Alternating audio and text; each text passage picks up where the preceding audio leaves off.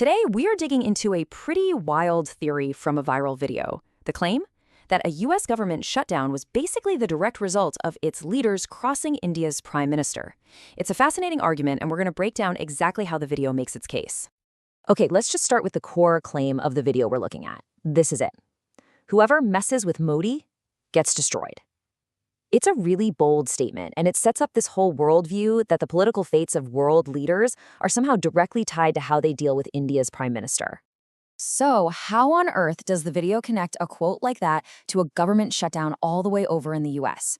Well, it lays out a very specific and, you could say, a highly nationalistic chain of events. So let's walk through the logic.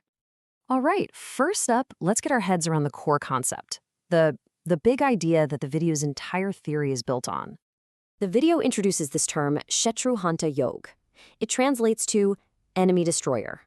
And it claims this is a special quality that Prime Minister Modi has, and it's the reason why his political rivals, in the video's words, are finished.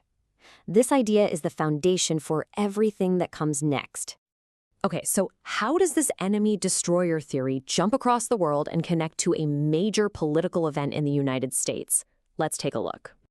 Right. The video's big claim is that the US government shutdown wasn't just some domestic political fight. No, it was direct fallout from the Trump administration messing with India. So the question is, how does it connect those dots? Here's the chain of events the video lays out. It all starts with tariffs on medicines, a lot of which come from India. This, the video argues, made US healthcare costs shoot up. Then the political opposition demanded subsidies to help people out. When they couldn't agree on that, boom, the government shut down. And the video gets super specific here. It pinpoints this exact legislative failure. The funding bill needed 60 votes in the Senate to pass, but it only got 55. That 5-vote gap, according to the source, was the moment of paralysis, the direct result of that chain reaction that all started with a trade dispute with India. Now, this is where the argument takes a really sharp turn. It focuses on what the video presents as this dramatic economic role reversal. So the video brings up this alleged quote from President Trump, and it uses it to create this huge sense of irony. It then takes that perception of India's economy and flips it on its head with what it claims was actually happening. And to really drive the point home, the video uses economic data. It claims that after the whole tariff situation, the US economy was projected to actually shrink, to fall to negative 2% growth. Meanwhile, India's economy was set to climb even higher, up to 7.2%. This stark contrast is absolutely central to the video's entire narrative. From there, the source zooms out a lot. It argues that this whole economic story is just one small piece of a much, much larger global power shift that's underway. The video argues this isn't just about India anymore. It points to a whole series of moves. India pivoting to China, Brazil, an ally, halting coffee exports to the US, India stopping soybean exports. The video presents all of this as proof that the era of American dadagiri, a word that means something like dominance or bullying, is over.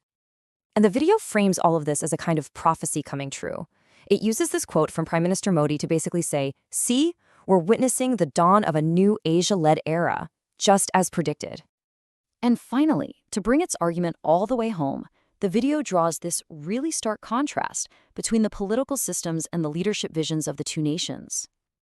The video argues that the US shutdown really reveals a fundamental flaw in its presidential system, that there's no fallback. But then it holds up India's parliamentary system as the opposite. It praises it for having constitutional safeguards, suggesting its founders had the foresight to build a more resilient government. So this is the video's final scorecard, its closing argument, if you will. It gives India top marks across the board: credibility, leadership, vision. And then it claims the US is lacking in all three. This is the ultimate conclusion to its whole story. And the video ends with this. One last provocative question, a final little jab at that dead economy irony. It's really designed to make you think about the whole narrative we've just unpacked. And it's the same question we'll leave with you.